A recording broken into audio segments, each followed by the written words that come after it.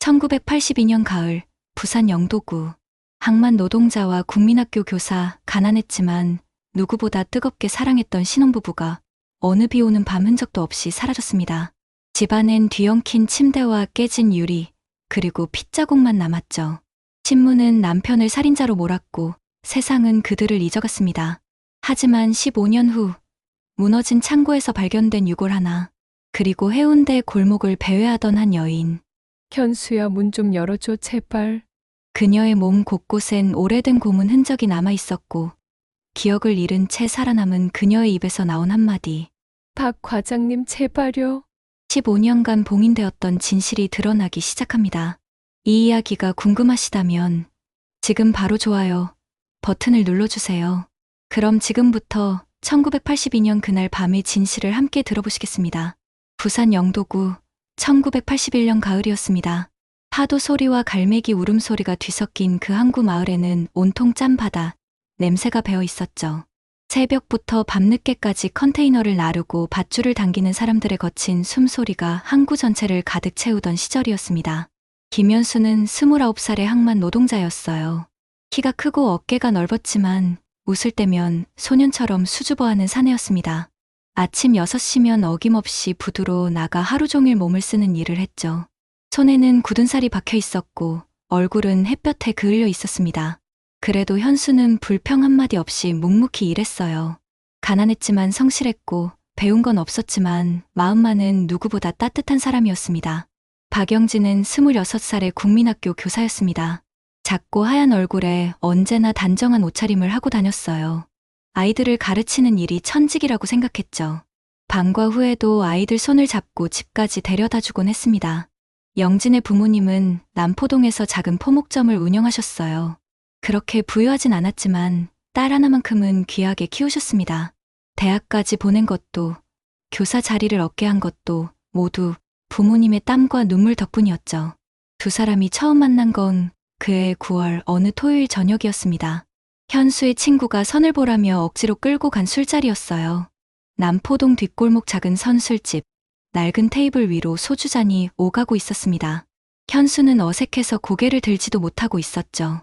그때 영진이 들어왔습니다. 하얀 블라우스에 감색 치마를 입은 영진은 수줍게 웃으며 자리에 앉았어요. 현수는 그 순간 가슴이 멎는 것 같았습니다. 세상에 저렇게 예쁜 사람도 있구나 라고 생각했죠. 영진도 현수를 보는 순간 뭔가 다르다는 걸 느꼈습니다. 거친 손과 그을린 얼굴이었지만 눈빛만은 너무나 맑고 순수했거든요. 그날 밤 두 사람은 많은 이야기를 나눴습니다. 현수는 자신의 형편없는 처지를 솔직히 말했어요. 월세방에 살고 있고 하루 벌어 하루 먹고 산다고 했습니다. 부모님도 일찍 돌아가셔서 혼자라고 했죠. 영진은 그 말을 듣고도 눈빛 하나 흔들리지 않았어요. 오히려 현수의 손을 꽉 잡으며 말했습니다. 저는 돈이 많은 사람을 원하는 게 아니에요. 마음이 따뜻한 사람을 원하는 거예요. 현수 씨는 그런 사람 같아요. 그렇게 두 사람의 사랑은 시작되었습니다. 현수는 일이 끝나면 영진의 학교 앞에서 기다렸어요. 영진은 현수가 벌어온 푼돈으로 국밥 한 그릇을 사 먹으며 행복해했죠. 돈이 없어서 극장에도 못 갔지만 영도다리를 걸으며 손을 잡는 것만으로도 충분했습니다.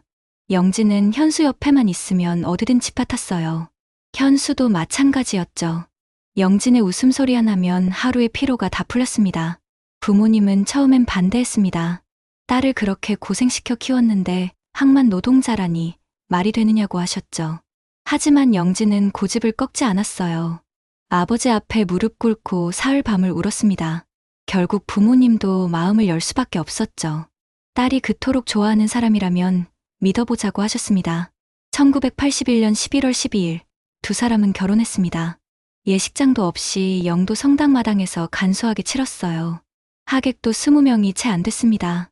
현수는 빌린 양복을 입었고 영진은 친구에게 빌린 웨딩드레스를 입었죠. 돈이 없어서 꽃다발도 좋아였습니다. 그래도 두 사람은 너무나 행복했어요. 사진사가 셔터를 누르는 순간 바람이 불었습니다.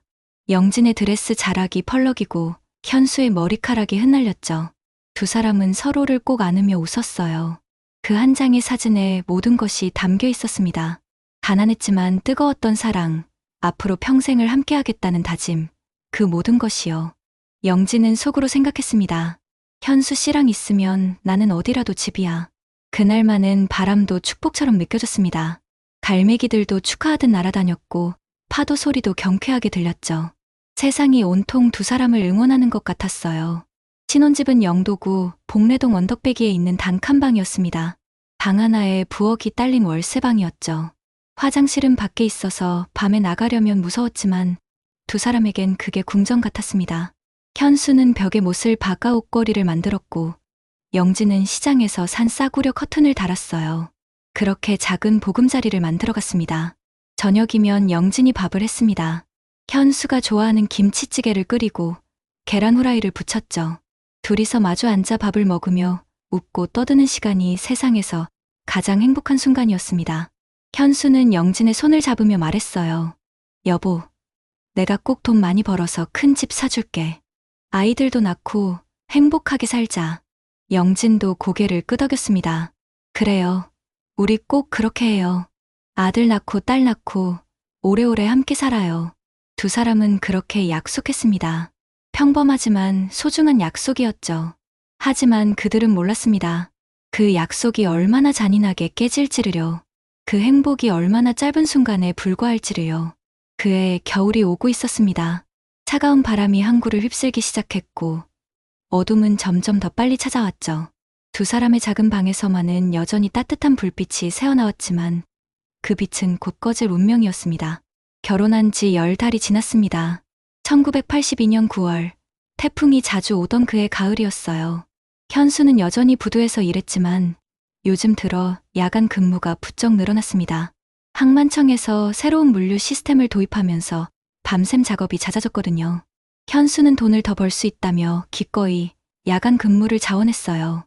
영진을 위해 조금이라도 더 모으고 싶었던 거죠. 영진은 걱정스러운 마음을 감출 수 없었습니다. 현수가 밤늦게 들어오면 얼굴이 창백하고 눈가에 다크서클이 깊게 패여 있었거든요. 손도 예전보다 더 거칠어졌고 어깨도 자주 아프다고 했습니다. 영진은 현수의 어깨를 주무르며 말했어요. 여보, 너무 무리하지 마요. 건강이 제일 중요한 거예요. 현수는 괜찮다며 웃었습니다. 하지만 그 웃음 뒤에 뭔가 불안한 기운이 감돌았어요. 영진은 느낄 수 있었습니다. 현수가 무언가 숨기고 있다는 걸요. 최근 들어 현수는 말수가 줄었고 자주 멍하니 창밖을 바라보곤 했습니다. 밤에 잠꼬대를 하기도 했죠. 그만하세요. 제발 그만하세요. 라는 말을 중얼거리며 식은땀을 흘렸어요. 영진이 물어봐도 현수는 아무것도 아니라고만 했습니다. 그저 일이 힘들어서 그렇다고 걱정하지 말라고 했죠. 하지만 영진의 불안감은 점점 커져갔습니다. 뭔가 잘못되고 있다는 직감이 들었어요. 현수의 눈빛에서 두려움 같은 것이 보였거든요. 그해 9월 23일 밤이었습니다. 비가 억수같이 쏟아지던 날이었어요. 천둥이 치고 번개가 번쩍이는 밤이었죠. 현수는 그날도 야간 근무를 나갔습니다. 영진은 혼자 집에서 현수를 기다리고 있었어요. 빗소리가 창문을 두드리고 바람이 문틈으로 스며들어 왔습니다. 밤 11시쯤이었을까요? 갑자기 누군가 문을 세게 두드렸습니다. 영진은 깜짝 놀라 문으로 다가갔어요. 현수가 돌아온 줄 알았거든요. 하지만 문을 열자 거기엔 낯선 남자가 서 있었습니다. 항만청 물류과장 박만호였어요. 50대 중반쯤 되어 보이는 그 남자는 비에 흠뻑 젖은 채 서 있었습니다. 눈빛이 이상했어요. 술에 취한 것 같기도 하고 뭔가에 홀린 것 같기도 했죠. 영진은 본능적으로 문을 닫으려 했습니다. 박만호가 문을 밀고 들어왔어요. 영진은 비명을 지르려 했지만 박만호가 영진의 입을 막았습니다. 그의 손에서 술 냄새와 땀 냄새가 진동했죠. 영진은 필사적으로 저항했어요. 발버둥 치고 핥히고 물어뜯었습니다. 바로 그때 현수가 돌아왔습니다. 문이 활짝 열리더니 현수가 뛰어들어왔어요. 현수는 박만호를 밀쳐내고 영진을 감싸 안았습니다. 박만호는 비틀거리며 벽에 부딪혔죠. 과장님, 그만하세요. 제발 그만하시라고요. 현수의 목소리는 절규에 가까웠습니다. 박만호는 미친 듯이 웃으며 말했어요. 그 여자는 내 여자야. 내가 먼저 봤단 말이야. 영진은 그제야 깨달았습니다. 박만호가 자신을 노리고 있었다는 걸요. 현수가 최근 들어 이상했던 이유도 야간 근무가 늘어난 것도 모두 박만호 때문이었던 거죠.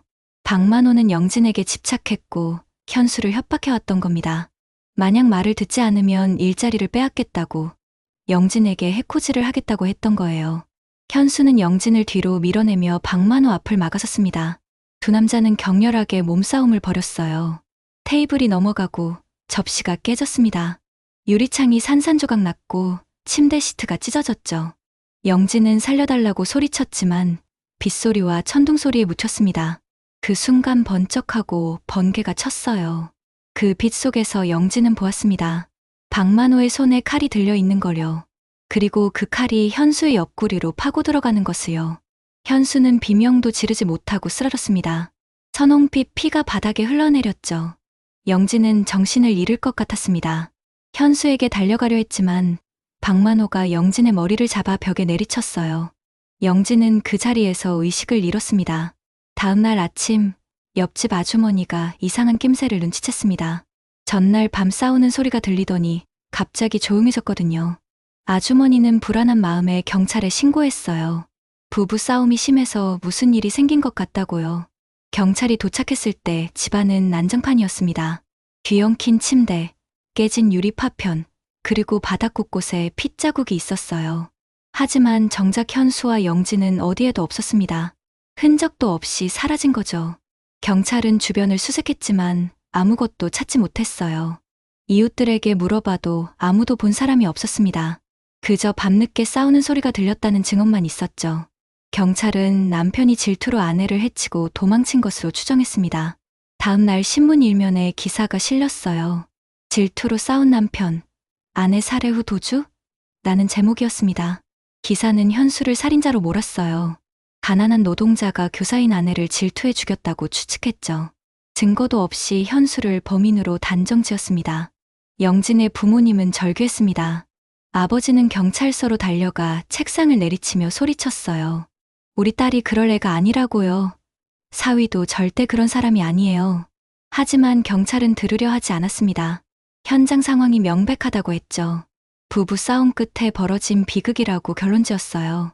수사는 그렇게 종결되었고 두 사람은 실종자로 처리되었습니다. 마을 사람들은 수군거렸습니다. 그래서 내가 맞지 않는 결혼은 하는 게 아니라고 했잖아. 교사와 노동자가 무슨 인연이 되겠어. 결국 이렇게 되는 거야. 사람들은 현수를 흉악한 살인자로 기억했고 영진을 불쌍한 희생자로 여겼어요. 하지만 진실은 아무도 몰랐습니다. 그날 밤 그 방에서 정말 무슨 일이 있었는지, 누가 진짜 범인인지, 두 사람이 어디로 사라졌는지 모든 것이 어둠 속에 묻혔습니다. 그리고 시간은 무심히 흘러갔죠. 아무도 두 사람을 찾지 않았고 아무도 진실을 알려하지 않았습니다. 영진의 부모님만이 딸을 기다렸어요. 언젠가 돌아올 거라고, 살아있을 거라고 믿으며 하루하루를 버텼습니다. 하지만 그 기다림은 너무나 길고 고통스러웠죠. 세월은 잔인하게 흘러갔습니다. 1982년 그날 밤 이후 김연수와 박영진은 이 세상에서 완전히 사라진 것처럼 보였어요. 경찰 수사는 몇 달 만에 미제 사건으로 종결되었고 사람들의 기억 속에서도 점차 잊혀져 갔죠. 영진의 부모님만이 매일 밤 딸의 이름을 부르며 눈물을 흘렸습니다. 세상은 빠르게 변했습니다. 1980년대가 가고 1990년대가 왔어요. 부산은 점점 더 현대화되었고 영도구도 재개발 바람이 불기 시작했죠. 낡은 건물들이 헐리고 새 아파트가 들어섰습니다. 그렇게 15년이라는 긴 시간이 흘렀어요. 1996년 봄이었습니다. 3월 중순 따뜻한 햇살이 내리쫓던 어느 날이었죠. 영도구 복례동 일대에 대규모 재개발 공사가 시작되었어요. 오래된 창고들과 빈 건물들을 철거하는 작업이었습니다. 그 중에서도 항구 근처에 있던 낡은 창고 하나가 주목을 받았어요. 그 창고는 15년 동안 아무도 사용하지 않은 곳이었습니다. 문은 굳게 잠겨 있었고 창문에는 두꺼운 먼지가 쌓여 있었죠. 소유주도 불분명했어요. 구청에서도 기록을 찾을 수 없었습니다. 그저 오래전부터 버려진 건물로만 알려져 있었죠. 3월 17일 아침 철거 인부들이 그 창고에 들어갔습니다. 굳게 잠긴 철문을 절단기로 자르고 들어갔어요. 안은 컴컴했고 퀴퀴한 냄새가 진동했습니다. 인부들이 손전등을 켜고 안으로 들어가자 소름 끼치는 광경이 펼쳐졌어요. 창고 안쪽 시멘트 바닥 한가운데 무언가가 묻혀 있었습니다. 바닥이 다른 곳과 달리 울퉁불퉁했거든요. 인부 중 하나가 곡괭이로 그 부분을 파기 시작했어요. 얼마 안 가 인부는 비명을 질렀습니다. 땅 속에서 뼈가 나온 거죠. 경찰이 급히 출동했습니다. 국과수 감식반까지 동원되어 현장을 조사했어요. 조심스럽게 흙을 걷어내자 완전한 형태의 인골이 드러났습니다. 성인 남성의 것으로 추정되는 유골이었죠. 옆구리 갈비뼈 부분에는 날카로운 물건에 찔린 흔적이 남아 있었어요. 유골 옆에서 몇 가지 물건이 발견되었습니다. 녹슨 시계 하나, 찢어진 지갑, 그리고 낡은 신분증이었어요. 신분증의 사진은 거의 알아볼 수 없을 정도로 발해 있었지만 이름만큼은 희미하게 읽을 수 있었습니다. 김연수, 생년월일 1952년 3월 5일. 경찰은 즉시 과거 기록을 뒤졌습니다. 그리고 1982년 9월 영도구에서 실종된 부부 사건을 찾아냈어요. 김연수와 박영진, 그 두 사람이었죠. 경찰은 유족에게 연락했습니다. 영진의 아버지는 이미 5년 전에 세상을 떠났고 어머니만 남아 계셨어요. 어머니는 경찰서로 달려왔습니다. 70을 넘긴 나이였지만 딸의 소식이라면 어디든 달려갈 수 있었죠. 하지만 유골은 김연수의 것이었어요. 영진의 흔적은 어디에도 없었습니다. 경찰은 다시 수사를 시작했습니다. 15년 전 사건 기록을 꺼내 검토했어요. 당시엔 부부 싸움 끝에 남편이 아내를 죽이고 도망친 것으로 추정했었죠. 하지만 지금 발견된 건 남편의 시신이었습니다. 그렇다면 아내는 어디에 있는 걸까요? 담당 형사는 새로운 가설을 세웠습니다. 아내가 남편을 살해한 뒤 시신을 이곳에 숨기고 도주한 것이 아닐까 하는 추측이었어요. 창고 안을 더 조사하자 의심을 뒷받침하는 흔적들이 나왔습니다. 벽에는 손톱으로 긁은 자국이 있었고 구석에는 낡은 밧줄이 있었어요. 누군가 이곳에서 오랫동안 머물렀던 것 같았죠. 경찰은 기자회견을 열었습니다. 아내가 남편을 감금하다가 실수로 죽인 뒤 시신을 유기하고 도망간 것으로 보인다고 발표했어요. 증거는 불충분했지만 경찰은 그렇게 결론 내렸습니다. 언론도 이 내용을 대서특필했죠. 다음 날 신문에는 자극적인 제목이 실렸습니다. 15년 만에 드러난 진실. 아내가 남편을 살해했다. 기사는 영진을 냉혈한 살인마로 묘사했어요. 교사 출신의 여자가 가난한 남편을 죽이고 도주했다고 썼죠. 사람들은 충격에 빠졌습니다. 영진의 어머니는 그 기사를 보고 쓰러졌어요. 딸이 그런 아이가 아니라고, 절대 사람을 해칠 아이가 아니라고 소리쳤습니다. 하지만 아무도 들어주지 않았어요. 증거가 그렇다는데 뭘 더 어쩌겠느냐는 반응이었죠. 마을 사람들은 수군거렸습니다. 역시 사람은 겉모습만 봐서는 모르는 거야. 얼마나 착해 보이던데 알고 보니 살인마였네. 그런 여자를 교단에 세워뒀다니 생각만 해도 끔찍해. 영진은 살인자로 낙인 찍혔고 그녀의 이름은 영원히 악마와 동의어가 되었습니다. 도시는 그녀를 잊지 않았습니다. 오히려 더 또렷하게 기억했어요. 악의 상징으로, 배신의 아이콘으로 말이죠. 부산 사람들은 그 사건을 이야기하며 고개를 저었습니다. 그래서 결혼은 신중하게 해야 한다고, 사람 속은 알 수 없다고 했죠. 영진의 어머니는 매일 밤 딸의 사진을 안고 울었습니다. 영진아, 넌 어디 있니? 엄마한테 와서 진실을 말해다오. 내가 그런 짓을 할 리 없잖니. 하지만 영진은 어디에도 없었어요. 그저 살인자라는 이름만 남긴 채 사라져 있었죠. 경찰 수사는 또다시 종결되었습니다. 용의자는 도주 중이고 시효도 얼마 남지 않았어요. 더 이상 수사할 이유가 없었죠. 현수의 시신은 화장되어 바다에 뿌려졌습니다. 유족도 없고 찾아줄 사람도 없었거든요. 그렇게 현수는 영원히 항구로 돌아갔습니다. 창고는 철거되었어요. 그 자리에는 새 건물이 들어섰죠. 아무도 그곳에서 무슨 일이 있었는지 기억하지 못했습니다. 세월이 모든 걸 덮어버렸어요. 하지만 진실은 여전히 어둠 속에 묻혀 있었습니다. 영진은 정말 남편을 죽인 걸까요? 그녀는 지금 어디에 있는 걸까요? 왜 흔적도 없이 사라진 걸까요? 아무도 대답할 수 없었습니다. 그저 시간만이 계속 흘러갈 뿐이었죠. 봄바람이 영도 바다를 스쳐 지나갔습니다. 갈매기들은 여전히 울고 있었고 파도는 쉼 없이 밀려왔어요. 그 바다 어딘가에 진실이 떠다니고 있을지도 몰랐습니다. 하지만 그 누구도 그걸 건져 올리려 하지 않았죠. 1996년 여름이 왔습니다. 김연수의 유골이 발견된 지 석 달이 지났어요. 세상 사람들은 이미 그 사건을 잊어가고 있었죠. 여름 휴가철이 되면서 사람들의 관심은 다른 곳으로 옮겨갔습니다. 해운대 해수욕장은 피서객들로 북적였고 부산의 여름은 여느 때와 다름없이 뜨겁고 활기찼어요. 7월 중순 어느 날이었습니다. 해운대 달맞이길 근처 골목에서 이상한 여인이 목격되었어요. 머리는 헝클어져 있었고 옷은 누더기처럼 해져 있었습니다. 맨발로 걷고 있었는데 발바닥은 상처투성이었죠. 나이는 40대쯤 되어 보였지만 얼굴은 60대처럼 늙어 있었어요. 처음엔 그냥 노숙자려니 생각했습니다. 부산에도 거리를 떠도는 사람들이 적지 않았거든요. 하지만 이 여인은 뭔가 달랐어요. 계속해서 같은 말만 중얼거렸거든요. 현수야, 문 좀 열어줘. 제발 문 좀 열어줘. 여인은 그 말을 끊임없이 반복했습니다. 낮에도, 밤에도, 비가 와도, 햇빛이 나도 똑같은 말만 했어요. 마치 기계처럼요. 눈빛은 초점을 잃었고 손은 허공을 더듬고 있었습니다. 보는 사람마다 등골이 오싹했죠. 처음엔 사람들이 밥을 주려 했어요. 불쌍하다고 생각했거든요. 하지만 여인은 밥도 받지 않았습니다. 그저 같은 말만 반복하며 골목을 배회했죠. 밤이 되면 구석에 웅크리고 앉아 있다가 새벽이 되면 다시 걷기 시작했어요. 한 달쯤 지났을까요? 동네 파출소에 신고가 들어왔습니다. 정신이상자로 보이는 여성이 계속 배회하고 있다는 내용이었어요. 경찰이 출동했습니다. 젊은 순경 2명이 여인에게 다가갔죠. 아주머니, 집이 어디세요? 보호자분께 연락드려야 하니까 신분증 좀 보여주세요. 하지만 여인은 대답하지 않았습니다. 그저 똑같은 말만 되풀이했어요. 현수야, 문 좀 열어줘. 경찰은 여인을 파출소로 데려갔습니다. 신원을 확인하기 위해 지문을 채취했죠. 결과가 나오는 데는 이틀이 걸렸습니다. 담당 경찰관이 결과지를 보는 순간 얼굴이 하얗게 질렸어요.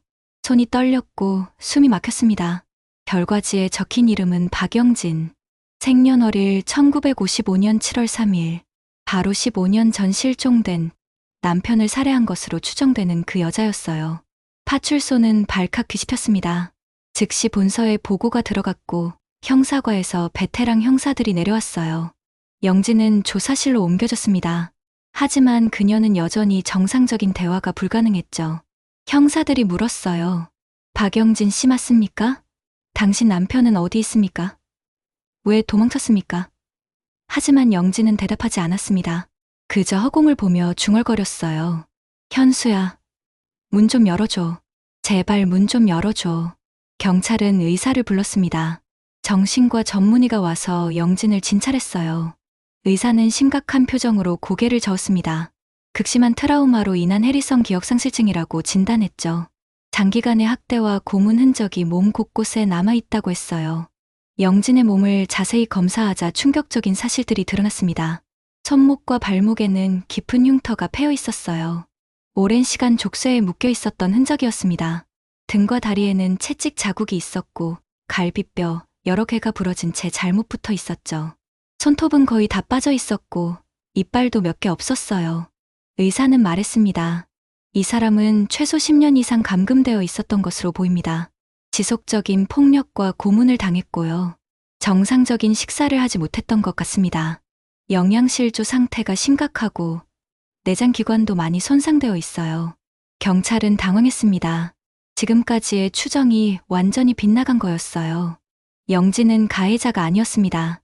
오히려 피해자였던 거죠. 그렇다면 진짜 범인은 누구일까요? 영진을 15년 동안 가둔 건 누구일까요? 경찰은 영진을 병원으로 옮겼습니다. 서울대병원 정신과에 입원시켰어요. 전문가들이 영진을 치료하기 시작했죠. 하지만 영진의 상태는 심각했습니다.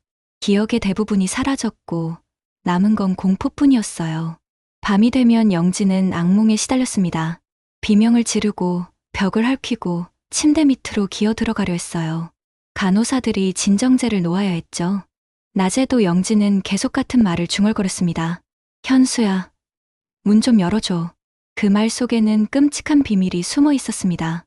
영진이 겪었던 지옥, 그녀가 버텨야 했던 15년의 시간, 그 모든 것이 그 한마디에 담겨 있었어요. 담당 의사는 최면 치료를 제안했습니다. 잃어버린 기억을 되찾을 수 있는 유일한 방법이라고 했죠. 하지만 위험했어요. 트라우마가 너무 심해서 자칫하면 환자가 완전히 무너질 수도 있었거든요. 경찰은 고민했습니다. 진실을 밝히려면 영진의 기억이 필요했어요. 하지만 그러다가 영진이 더 망가질 수도 있었죠. 결국 경찰은 영진의 어머니를 찾아갔습니다. 어머니는 딸이 살아있다는 소식을 듣고 달려왔어요. 병원 문을 열고 들어서는 순간 침대에 누워있는 딸을 보았습니다. 한때 그렇게 아름답고 씩씩했던 딸은 온데간데 없었어요. 그 자리엔 뼈만 앙상한 눈빛이 잃은 여인만 남아 있었죠. 어머니는 딸을 끌어안고 통곡했습니다. 영진아, 엄마다. 엄마가 왔어. 그동안 얼마나 힘들었니? 하지만 영진은 어머니를 알아보지 못했어요. 그저 허공을 보며 중얼거렸습니다. 현수야, 문 좀 열어줘. 박 과장님, 제발요. 그 순간 경찰은 귀를 쫑긋 세웠습니다. 박 과장님? 그게 무슨 말일까요? 영진이 처음으로 다른 말을 한 거였어요. 형사는 재빨리 물었습니다. 박 과장님이 누구죠? 박 과장님이 뭘 했습니까? 하지만 영진은 다시 입을 다물었습니다. 눈에서 눈물만 주르르 흘러내렸어요. 그 눈물 속에는 말할 수 없는 고통이 담겨 있었습니다. 15년의 지옥, 끝없는 악몽, 그리고 살아남기 위해 버텨야 했던 처절한 시간이요. 경찰은 깨달았습니다. 이 사건은 단순한 부부 싸움이 아니었다는 걸요. 훨씬 더 끔찍하고 복잡한 범죄가 숨어 있다는 걸요. 그리고 그 중심에 박 과장이라는 인물이 있다는 걸요. 수사는 새로운 국면으로 접어들었습니다. 박 과장이라는 단서 하나가 수사의 물꼬를 텄습니다. 형사들은 즉시 1982년 당시 항만청 직원 명단을 뒤졌어요. 물류과 관리과 총무과 모든 부서의 과장급 인물들을 조사하기 시작했죠. 그 중에서도 박 씨 성을 가진 과장은 3명이었습니다. 하지만 수사는 쉽지 않았어요. 15년이라는 시간이 너무 많은 것을 바꿔놓았거든요. 은퇴한 사람, 사망한 사람, 해외로 이민 간 사람, 각자의 인생이 달라져 있었죠. 형사들은 하나하나 확인해 나갔습니다. 그러던 중 한 가지 이상한 점을 발견했어요. 1982년 9월, 김현수와 박영진이 실종된 바로 그 시점에 항만청을 그만둔 과장이 있었던 겁니다. 물류과장 박만호. 50대 중반이었던 그는 갑자기 사표를 내고 부산을 떠났다고 기록되어 있었어요. 형사들은 박만호의 행적을 쫓기 시작했습니다. 그가 사표를 낸 직후 어디로 갔는지, 무슨 일을 했는지 추적했죠. 놀라운 사실이 드러났어요. 박만호는 부산을 떠난 지 석 달 만에 서울의 한 재벌가 딸과 결혼했던 겁니다. 재혼이었어요. 박만호는 원래 부산에서 아내와 살고 있었는데 1982년 여름에 이혼했다고 했습니다. 그리고 그해 겨울 서울 강남의 건설업자 외동딸과 재혼한 거죠. 순식간에 신분 세탁을 한 셈이었어요. 형사들은 더 깊이 파고들었습니다. 박만호가 항만청에 근무할 때 어떤 일을 했는지 조사했어요. 놀랍게도 그는 1983년 대대적인 항만청 부패 수사의 핵심 인물 중 하나였습니다. 물류 비리, 횡령, 뇌물수수 등 온갖 의혹이 있었죠. 하지만 박만호는 수사가 시작되기 직전에 사표를 내고 도망쳤어요. 당시 수사팀은 박만호를 찾으려 했지만 실패했습니다. 그는 서울로 올라가 재벌가 사위가 되어 있었거든요. 권력의 보호막 뒤에 숨어버린 거죠. 결국 수사는 흐지부지 끝났고 박만호는 처벌받지 않았어요. 형사들은 현재 박만호의 주소를 확인했습니다. 서울 강남구 청담동 대저택에 살고 있었어요. 장인의 회사를 물려받아 건설업을 하고 있었죠. 이제 환갑을 넘긴 나이였지만 여전히 막강한 재력과 인맥을 가지고 있었습니다. 형사들은 수색영장을 발부받았어요. 증거가 충분하진 않았지만 영진의 증언과 정황상 박만호가 유력한 용의자였거든요. 8월 3일 새벽 형사 10명이 박만호의 집으로 들이닥쳤습니다. 저택은 어마어마하게 컸어요. 마당에는 분수대가 있었고 차고에는 고급 외제차가 3대나 있었죠. 현관문을 열고 들어서자 대리석 바닥이 번쩍였습니다. 샹들리에가 천장에서 빛나고 있었어요. 박만호는 잠옷 차림으로 내려왔습니다. 형사들을 보더니 비웃듯이 말했어요. 이 새벽에 무슨 일이요? 영장이 있어. 내가 뭘 잘못했다고 이러는 거요? 형사들은 집 안을 샅샅이 뒤지기 시작했습니다. 거실, 안방, 서재 구석구석 조사했어요. 하지만 별다른 증거가 나오지 않았죠. 박만호는 팔짱을 끼고 여유롭게 지켜보고 있었습니다. 그때 한 형사가 지하실 문을 발견했어요. 와인 저장고라고 적혀 있었죠. 문을 열고 내려가자 어두컴컴한 계단이 나왔습니다. 형사들이 손전등을 켜고 내려갔어요. 지하실은 넓었습니다. 한쪽에는 정말로 와인들이 진열되어 있었어요. 하지만 안쪽으로 더 들어가자 이상한 방이 하나 나왔습니다. 철문으로 잠겨 있었죠. 형사들이 문을 열자 숨이 막혔어요. 방 안에는 낡은 철제 침대가 있었습니다. 침대 내 모서리에는 족쇄가 달려 있었어요. 벽에는 채찍과 쇠사슬이 걸려 있었죠. 구석에는 녹슨 양동이와 낡은 그릇들이 놓여 있었습니다. 형사들은 전율했습니다. 이곳은 감옥이었어요. 아니, 감옥보다 더한 지옥이었죠. 누군가를 가두고 고문하던 장소였던 겁니다. 벽에는 손톱으로 긁은 자국이 무수히 많았어요. 얼마나 고통스러웠으면 벽을 긁었을까요? 침대 밑에서 작은 상자가 발견되었습니다. 형사가 조심스럽게 열어보니 낡은 반지 하나가 들어 있었어요. 금반지였는데 안쪽엔 날짜가 새겨져 있었습니다. 1981년 11월 12일, 김연수와 박영진의 결혼 날짜였어요. 형사들은 위층으로 올라갔습니다. 박만호는 여전히 거실에 서 있었어요. 하지만 이제 얼굴이 하얗게 질려 있었죠. 형사팀장이 박만호에게 다가가 수갑을 채웠습니다. 박만호 씨, 살인 및 감금 혐의로 긴급 체포합니다. 박만호는 발악했어요. 이게 무슨 짓이냐고, 자기는 아무것도 모른다고 소리쳤습니다. 하지만 증거는 명백했죠. 지하실 그 방, 족쇄, 채찍, 그리고 영진의 결혼 반지까지. 형사들은 박만호를 연행했습니다. 그리고 다시 영독으로 갔어요. 15년 전 김연수의 유골이 발견된 그 창고 털을 다시 조사하기 위해서였죠. 이미 건물이 들어선 상태였지만 경찰은 건물주를 설득해 일부를 파헤쳤습니다. 건물 기초 아래 옛 창고의 흔적이 남아 있었어요. 형사들은 흙을 조심스럽게 걷어냈습니다. 그리고 발견했어요. 철제 침대 프레임 일부, 고정된 족쇄, 그리고 벽돌 사이에 끼어 있던 낡은 열쇠를요. 국과 수에 감정을 의뢰했습니다. 결과는 충격적이었어요. 족쇄에서 나온 혈흔은 김연수와 박영진 두 사람의 것이었습니다. 두 사람 모두 이곳에 갇혀 있었던 거죠. 침대 프레임에서도 핏자국이 발견되었어요. 형사는 고개를 저었습니다. 누군가 이곳을 감옥으로 썼어요. 김연수와 박영진을 이곳에 가뒀던 겁니다. 형사들은 창고의 소유권을 조사했습니다. 놀랍게도 그 창고는 1982년 당시 항만청 명의로 되어 있었어요. 그리고 그 창고의 관리 책임자가 바로 물류과장 박만호였던 겁니다. 모든 퍼즐이 맞춰지기 시작했습니다. 박만호가 두 사람을 이 창고에 가뒀어요. 현수는 얼마 못 가 죽었고 영진은 15년 동안 갇혀 있다가 간신히 탈출한 거죠. 하지만 왜 박만호는 그런 끔찍한 짓을 한 걸까요? 형사들은 박만호를 신문했습니다. 하지만 그는 끝까지 발뺌했어요. 1981년 일을 왜 자기가 기억해야 하느냐고 증거가 있으면 대라고 했죠. 자기는 아무것도 모른다고 잡아떼었습니다. 하지만 증거는 계속 쌓여갔어요. 서울 지하실의 감금시설, 영도 창고의 족쇄와 혈흔, 그리고 영진의 몸에 남은 상처들, 모든 게 박만호를 가리키고 있었습니다. 경찰은 언론에 발표했어요. 15년 전 실종 사건의 진범을 잡았다고. 피해자는 살인자가 아니라 오히려 끔찍한 감금의 희생자였다고 말이죠. 세상은 다시 한번 충격에 빠졌습니다. 영진의 어머니는 경찰서로 달려왔어요. 형사들 앞에 무릎 꿇고 절했습니다. 감사합니다. 정말 감사합니다.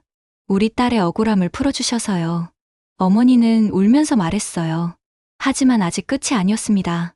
진짜 중요한 건 박만호가 왜 그런 짓을 했는지, 그날 밤 무슨 일이 있었는지 밝혀내는 거였죠. 그리고 그 답은 오직 영진의 기억 속에만 있었습니다. 박만호가 체포된 후 수사는 급물살을 탔습니다. 검찰과 경찰은 합동수사본부를 꾸렸어요. 이 사건은 단순한 살인이 아니었습니다. 15년간의 감금, 고문, 그리고 조직적인 은폐까지 얽혀있는 중대 범죄였죠. 전국이 이 사건에 주목했어요. 검찰은 박만호의 과거를 샅샅이 파헤치기 시작했습니다. 1980년대 초반 항만청 물류과장으로 재직할 당시의 기록들을 모두 찾아냈어요. 놀라운 사실들이 속속 드러났죠. 박만호는 당시 항만 물류 비리의 핵심 인물이었습니다. 컨테이너 통관을 빼돌리고 밀수품을 묵인하고 업체로부터 뇌물을 받아왔어요. 1982년 한 해에만 수억 원을 챙긴 것으로 추정되었죠. 당시로선 어마어마한 금액이었습니다. 하지만 1983년 초 검찰의 대대적인 부패 수사가 시작되었어요. 항만청 전체가 뒤집어졌죠. 수십 명이 구속되었고 비리의 실체가 하나둘씩 밝혀졌습니다. 박만호도 수사 대상이었어요. 그런데 이상한 점이 있었습니다. 수사가 본격화되기 직전인 1982년 9월, 박만호는 갑자기 사표를 냈어요. 그리고 부산을 떠났죠. 수사팀이 그를 찾으려 했을 때는 이미 서울로 올라간 뒤였습니다. 서울에서 박만호는 믿을 수 없는 행운을 잡았어요. 강남에서 건설업을 하는 거부의 딸과 만난 겁니다. 그 여자는 35살의 노처녀였는데 박만호의 능숙한 말솜씨에 넘어갔죠. 석 달 만에 결혼까지 골인했어요. 장인은 박만호를 마음에 들어 했습니다. 항만청 과장 출신이라는 경력이 그럴듯해 보였거든요. 박만호는 장인의 회사에 들어가 실권을 잡기 시작했어요. 몇 년 안 가 회사를 완전히 장악했죠. 그 과정에서 박만호는 과거를 철저히 지웠습니다. 부산 시절의 기록들을 없애고 아는 사람들과 연락을 끊었어요. 완벽한 신분 세탁이었죠. 재벌가 사위로 변신한 박만호는 막강한 권력을 휘두르기 시작했습니다. 검찰은 박만호의 재산을 추적했어요. 놀랍게도 그의 재산은 수백억 원에 달했습니다. 강남의 빌딩 2채, 청담동 대저택, 제주도 별장, 그리고 수십억 원의 주식과 예금이 있었어요. 모두 장인의 회사를 통해 축적한 재산이었죠. 하지만 검찰이 주목한 건 따로 있었습니다. 바로 경기도 광주에 있는 별장이었어요. 1985년에 매입한 그 별장은 산속 깊은 곳에 자리 잡고 있었습니다. 주변에 집도 없고 사람도 없는 외딴 곳이었죠. 검찰은 그 별장에 대한 압수수색 영장을 발부받았습니다. 8월 10일 검사와 형사들이 별장으로 향했어요. 별장은 2층짜리 양옥이었는데 겉보기엔 평범해 보였습니다. 하지만 지하로 내려가자 끔찍한 광경이 펼쳐졌어요. 청담동 집 지하실과 똑같은 구조의 방이 있었던 겁니다. 철제 침대, 족쇄, 채찍, 그리고 벽에 긁힌 자국까지 모든 게 똑같았어요. 국과수가 현장을 감식했습니다. 침대에서 혈흔이 검출되었어요. DNA 검사 결과 박영진의 것으로 밝혀졌죠. 영진은 청담동 집뿐만 아니라 이곳에도 갇혀 있었던 겁니다. 검사는 고개를 저었습니다. 박만호는 2군데에 감금 시설을 만들어놨어요. 영도 창고, 청담동 집, 그리고 이 별장까지 계획적이고 조직적인 범죄였죠. 지하실 구석에서 낡은 상자가 발견되었습니다. 상자 안에는 사진들이 들어 있었어요. 놀랍게도 그 사진들은 모두 박영진의 것이었습니다. 학교에서 찍은 사진, 아이들과 함께 있는 사진, 그리고 결혼식 사진까지. 검사는 깨달았습니다. 박만호는 영진을 오래전부터 스토킹해왔던 거예요. 영진이 어디서 일하는지, 누구와 결혼하는지 모두 알고 있었던 겁니다. 그리고 기회를 노리고 있었죠. 검찰은 당시 항만청 동료들을 소환해 조사했습니다. 그중 한 명이 충격적인 증언을 했어요. 은퇴한 전 항만청 직원 김영수였습니다. 박 과장은 박영진 선생님에게 집착하고 있었어요. 매일 그 얘기만 했죠. 자기 여자라고 꼭 손에 넣겠다고 말이에요. 우리는 농담인 줄 알았습니다. 김영수는 떨리는 목소리로 계속 말했어요. 영진 선생님이 김현수 씨와 결혼한다는 소식을 듣고 박 과장은 미쳐버렸어요. 며칠 동안 술만 마시더니 현수 씨를 불러 협박했죠. 아내를 내놓지 않으면 일자리를 빼앗겠다고요. 현수는 거절했습니다. 그러자 박만호는 더 잔혹한 방법을 썼어요. 야간 근무를 늘리고 위험한 일만 시키고 임금도 깎았죠. 현수를 괴롭혀 영진과 이혼하게 만들려는 속셈이었습니다. 하지만 현수는 포기하지 않았어요. 아무리 힘들어도 영진을 지키려 했죠. 그러자 박만호는 더 극단적인 방법을 선택한 겁니다. 직접 영진을 빼앗기로 한 거예요. 1982년 9월 23일 밤, 박만호는 술에 취해 현수와 영진의 집으로 찾아갔습니다. 그리고 영진을 범하려 했죠. 현수가 막아서자 칼로 찔렀어요. 그리고 영진까지 끌고 간 겁니다. 박만호는 2사람을 영도 창고로 데려갔어요. 그곳에서 현수는 과다출혈로 죽어갔습니다. 영진은 현수가 죽어가는 걸 지켜봐야 했죠.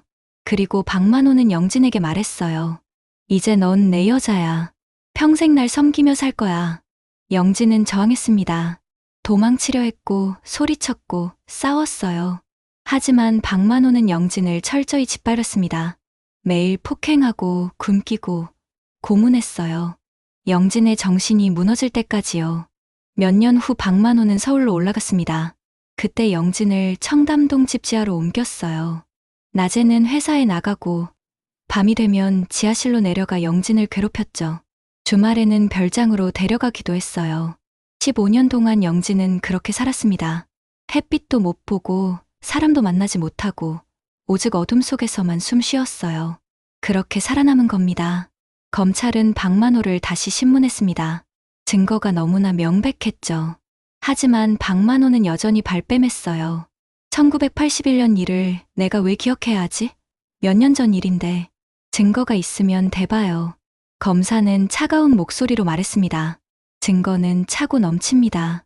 당신의 지하실, 족쇄, 혈흔, 그리고 피해자의 증언까지. 이제 당신은 끝났어요. 박만호의 얼굴이 일그러졌습니다. 하지만 여전히 인정하지 않았죠. 마지막까지 발악했어요. 하지만 법은 그를 용서하지 않을 것이었습니다. 세상은 분노했습니다. 어떻게 저런 괴물이 15년 동안 떵떵거리며 살 수 있었을까요? 어떻게 아무도 눈치채지 못했을까요? 사람들은 분노하고 슬퍼하고 영진을 위해 기도했어요. 이제 마지막 단계만 남았습니다. 영진의 기억을 되살려 법정에서 증언을 받는 것이었죠. 1996년 9월 서울대병원 정신과 특별치료실이었습니다. 영진은 석 달째 집중 치료를 받고 있었어요. 담당 의사는 최고의 정신과 전문의 이동준 교수였습니다. 그는 트라우마 치료 분야에서 국내 최고 권위자였죠. 이 교수는 신중했습니다. 영진의 상태가 너무나 심각했거든요. 잘못하다간 환자가 완전히 무너질 수도 있었어요. 하지만 진실을 밝히기 위해서는 영진의 증언이 절대적으로 필요했습니다. 검찰과 경찰은 매일같이 병원을 찾아왔어요. 언제쯤 치료가 끝나느냐고, 영진이 증언할 수 있겠느냐고 물었죠. 이 교수는 고개를 저었습니다. 아직은 이르다고 조금만 더 기다려달라고 했어요. 영진은 조금씩 회복되고 있었습니다. 처음엔 밥도 제대로 못 먹었는데 이제는 스스로 숟가락을 들 수 있게 되었어요. 악몽도 줄어들었고 간호사들과 눈도 마주칠 수 있게 되었죠. 하지만 기억은 여전히 돌아오지 않았습니다. 영진은 자신이 누군지도 몰랐어요. 남편이 누군지도, 왜 이곳에 있는지도 기억하지 못했죠. 그저 어둠과 공포, 그리고 고통만 어렴풋이 남아있을 뿐이었습니다. 이 교수는 퇴행성 기억 치료를 결심했습니다. 최면을 통해 잃어버린 기억을 하나씩 되찾는 방법이었어요. 위험했지만 다른 선택의 여지가 없었죠. 영진의 어머니와 검찰의 동의를 받아 치료를 시작했습니다. 9월 15일 오후 첫 번째 최면 치료가 시작되었어요. 조용한 치료실에 영진이 누워 있었습니다. 이 교수가 부드러운 목소리로 말했어요. 영진 씨, 이제 눈을 감으세요. 깊게 숨을 들이마시고 천천히 내쉬세요. 당신은 안전합니다. 아무도 당신을 해치지 않아요. 영진의 숨소리가 고르게 변했습니다. 이 교수는 계속 말했어요. 이제 과거로 돌아가 봅시다. 당신이 행복했던 때로요. 결혼하던 날을 기억하시나요? 영진의 입술이 떨렸습니다. 눈물이 볼을 타고 흘러내렸어요. 그리고 아주 작은 목소리로 말했습니다. 현수 씨, 우리 결혼했어요. 너무 행복했어요. 이 교수는 조심스럽게 물었어요. 그 후엔 무슨 일이 있었나요? 천천히 말해보세요. 영진의 얼굴이 일그러지기 시작했습니다. 온몸이 떨렸고 식은땀이 흘러내렸어요. 그리고 비명을 질렀습니다. 과장님, 그만하세요. 제발 그만하세요. 이 교수는 급히 최면을 풀었습니다. 영진은 침대에서 일어나 구석으로 기어가며 울부짖었어요. 간호사들이 달려와 진정제를 놓아야 했죠. 첫 번째 시도는 실패였습니다. 하지만 이 교수는 포기하지 않았어요. 일주일 후 다시 시도했습니다. 이번엔 더 조심스럽게, 더 천천히 접근했죠. 영진을 먼저 안정시킨 후 아주 작은 기억부터 되살리기 시작했어요. 그날 밤 무슨 일이 있었나요? 기억나는 대로 천천히 말해보세요. 영진이 떨리는 목소리로 말하기 시작했습니다. 비가 왔어요. 천둥이 쳤죠. 현수 씨는 야간 근무를 나갔어요. 저는 혼자 집에 있었고요. 그 다음엔요? 문을 두드리는 소리가 들렸어요. 현수 씨인 줄 알고 열었는데 박 과장님이었어요. 술 냄새가 났어요. 무서웠어요. 영진의 목소리가 점점 커졌습니다. 과장님이 저를 밀쳤어요. 입을 막았어요. 저는 발버둥 쳤죠. 그때 현수 씨가 들어왔어요. 현수 씨가 저를 구해줬어요. 그리고요? 두 사람이 싸웠어요. 테이블이 넘어지고 유리가 깨졌어요. 그때 봤어요. 칼이요. 과장님 손에 칼이 있었어요. 영진은 흐느끼기 시작했습니다. 칼이 현수 씨 배에 들어갔어요. 피가 쏟아졌어요. 현수 씨가 쓰러졌어요. 저는 비명을 질렀는데 과장님이 제 머리를 벽에 박았어요. 그리고 정신을 잃었어요. 이 교수는 계속 물었습니다. 깨어났을 땐 어디 있었나요? 어두웠어요. 차가운 바닥이었어요. 손목과 발목에 무언가 채워져 있었죠.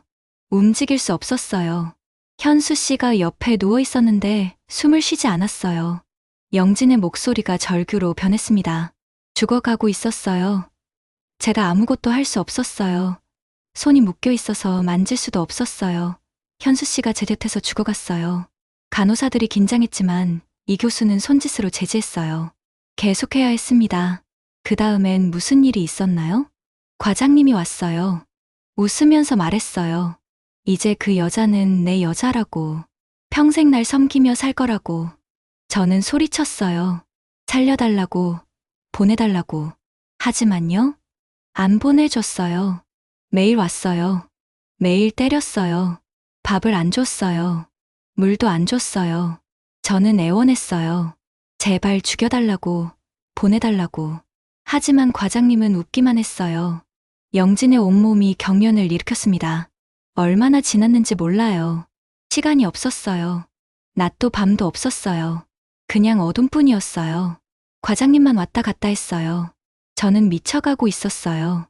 어떻게 버텼나요? 현수 씨 생각을 했어요. 현수 씨가 절 지켜줬던 것처럼 저도 살아남아야 한다고 생각했어요. 복수해야 한다고, 진실을 밝혀야 한다고. 영진은 눈물을 흘리며 계속 말했습니다. 어느 날 과장님이 저를 옮겼어요. 차에 태워서 어딘가로 갔어요. 큰 집이었어요. 지하실에 또 감금했죠. 그곳에서 또 몇 년을 살았어요. 몇 년이나 되나요? 모르겠어요. 10년? 그 이상? 시간이 의미가 없었어요. 그냥 살아있었을 뿐이에요. 어떻게 탈출했나요? 어느 날 과장님이 문을 제대로 안 잠갔어요. 술에 취했던 것 같아요. 저는 기어서 나왔어요. 계단을 올라가서 밖으로 나왔어요. 뛰었어요. 어디로 가는지도 몰랐어요. 그냥 뛰었어요. 영진은 큰 소리로 울기 시작했습니다. 그런데 아무도 절 알아보지 못했어요. 거울을 봤는데 제가 아니었어요. 늙어 있었어요. 기억도 없어졌어요. 그냥 현수 씨 이름만 불렀어요. 문 좀 열어달라고, 제발 열어달라고. 이 교수는 영진의 손을 잡았습니다. 이제 괜찮아요. 당신은 살아남았어요. 이제 안전해요. 영진은 이 교수를 바라보며 말했습니다. 현수 씨는요? 현수 씨는 어디 있어요? 이 교수는 슬픈 표정으로 고개를 저었습니다. 영진은 알았어요. 현수는 돌아오지 않는다는 걸요. 영진은 무너져 내렸습니다. 하지만 동시에 깨달았습니다. 이제 자신이 해야 할 일이 무엇인지를요. 현수의 누명을 벗기고 진실을 세상에 알리고 박만호를 처벌받게 하는 것. 그게 현수를 위해 할 수 있는 마지막 일이라는 걸요. 영진은 고개를 들었습니다. 눈빛에 다시 생기가 돌아왔어요. 법정에 서겠어요. 제가 직접 말하겠어요. 1997년 2월 14일 서울중앙지방법원이었습니다. 밸런타인데이였지만 법정은 차가운 긴장감으로 가득했어요. 박만호에 대한 첫 공판이 열리는 날이었죠. 전국의 이목이 이 재판에 쏠려 있었습니다. 방청석은 인파로 넘쳐났어요. 기자들, 시민들, 인권단체 관계자들이 빽빽이 들어차 있었습니다. 모두가 이 재판의 결과를 지켜보고 있었죠. 법정 뒤편에는 영진의 어머니가 앉아 계셨어요. 70이 넘은 나이에도 곧은 자세로 딸을 기다리고 있었습니다. 오전 10시, 재판장이 입장했습니다. 검은 법복을 입은 판사는 엄숙한 표정으로 자리에 앉았어요. 이어서 검사와 변호사들이 들어왔고 마지막으로 박만호가 호송되어 들어왔죠. 박만호는 수의를 입고 수갑을 찬 채였습니다. 한때 재벌가 사위로 떵떵거리던 그의 모습은 온데간데 없었어요. 머리는 하얗게 새었고 얼굴은 초췌했습니다. 하지만 눈빛만은 여전히 오만했죠. 재판장이 입을 열었습니다. 피고인 박만호에 대한 살인, 감금, 폭행, 유기 등 여러 혐의에 대한 재판을 시작하겠습니다. 먼저 검사 측 증인 신문부터 진행하겠습니다. 검사가 일어섰어요. 증인 박영진을 신청합니다. 법정 문이 열리고 영진이 들어왔습니다. 사람들은 숨을 죽였어요. 영진은 많이 회복되어 있었지만 여전히 약해 보였습니다. 휠체어를 타고 있었고 간호사가 옆에서 부축하고 있었죠. 영진은 증인석에 앉았습니다. 떨리는 손으로 선서를 했어요. 그리고 천천히 고개를 들어 박만호를 바라봤습니다. 두 사람의 시선이 마주쳤죠. 박만호는 비웃듯이 웃었습니다. 하지만 영진은 눈을 떼지 않았어요. 15년의 지옥을 버텨낸 그녀는 더 이상 두렵지 않았습니다. 검사가 물었습니다. 증인은 1982년 9월 23일 밤 무슨 일이 있었는지 기억하십니까? 영진은 깊게 숨을 들이마셨어요. 그리고 또박또박 말하기 시작했습니다. 그날 밤 비가 왔어요. 남편 현수는 야간 근무를 나갔고 저는 혼자 집에 있었습니다. 그때 누군가 문을 두드렸어요. 영진의 목소리는 떨렸지만 분명했습니다.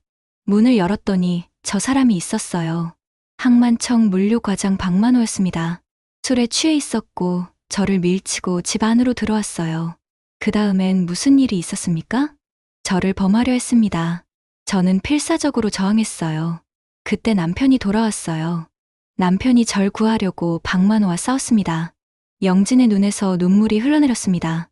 박만호가 칼을 꺼냈어요. 그리고 남편의 배를 찔렀습니다. 남편이 쓰러졌어요. 피가 쏟아졌어요. 저는 비명을 질렀고 박만호는 제 머리를 벽에 박았습니다. 그게 마지막으로 기억하는 일이에요. 의식을 잃은 후엔요? 깨어났을 때 저는 어두운 창고에 있었어요. 손과 발이 족쇄에 묶여 있었습니다. 옆에 남편이 누워 있었는데 이미 죽어 있었어요. 영진은 흐느끼기 시작했습니다. 방청객들도 눈물을 닦았어요. 재판장도 눈시울을 붉혔죠. 그 후 얼마나 감금되어 있었습니까? 정확히는 모르겠어요. 하지만 15년쯤 된 것 같습니다. 처음엔 영도 창고에, 나중엔 서울집 지하실과 별장에 갇혀 있었어요. 그동안 무슨 일을 당했습니까? 영진은 박만호를 똑바로 쳐다보며 말했습니다. 매일 폭행당했어요. 굶주렸고 채찍에 맞았고 온갖 고문을 당했습니다. 저는 죽고 싶었어요. 하지만 박만호는 절 죽게 해주지 않았어요. 계속 살려두고 괴롭혔습니다. 법정은 정적에 휩싸였습니다. 박만호의 변호인조차 말문이 막혔어요. 검사가 마지막 질문을 했습니다. 증인은 왜 그런 고통을 견딜 수 있었습니까? 영진은 가방에서 낡은 사진 한 장을 꺼냈어요. 결혼식 날 찍은 사진이었습니다. 바람에 드레스가 날리고 현수와 영진이 웃고 있는 그 사진이었죠. 이 사진 때문이에요. 제 마음속에 남편이 살아있었어요. 남편이 절 지켜줬어요. 그래서 살아남을 수 있었습니다. 영진은 박만호를 향해 말했습니다. 당신은 제 몸을 가뒀지만 제 마음까지는 가두지 못했어요. 제 마음속엔 언제나 현수 씨가 있었어요. 당신은 아무것도 빼앗지 못했어요. 박만호의 얼굴이 일그러졌습니다. 변호인이 반대 신문을 시도했지만 아무 소용없었어요. 증거가 너무나 명백했거든요.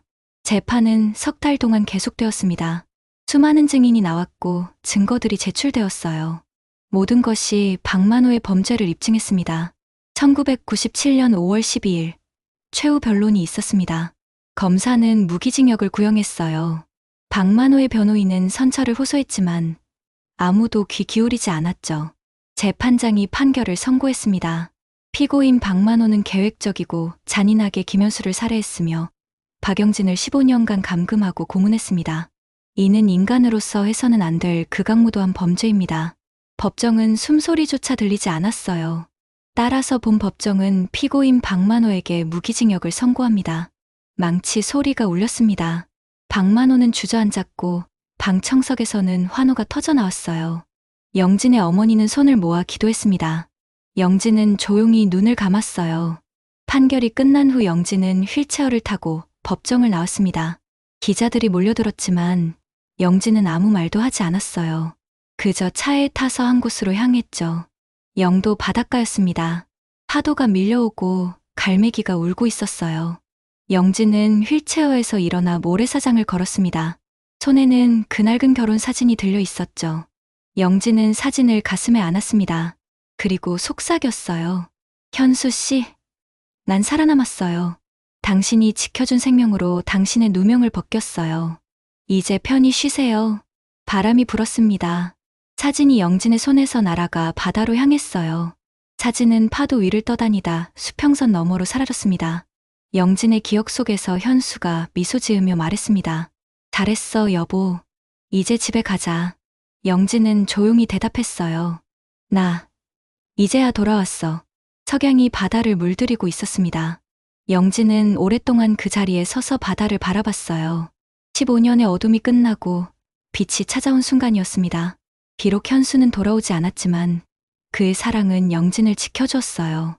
그 사랑이 영진을 살게 했고 진실을 밝히게 했습니다. 그리고 그 사랑은 영원히 영진의 마음속에 남을 거예요. 영진은 천천히 돌아섰습니다. 어머니가 기다리고 있었죠. 두 사람은 서로를 꼭 안았어요. 이제 진짜 삶이 시작되는 거였습니다.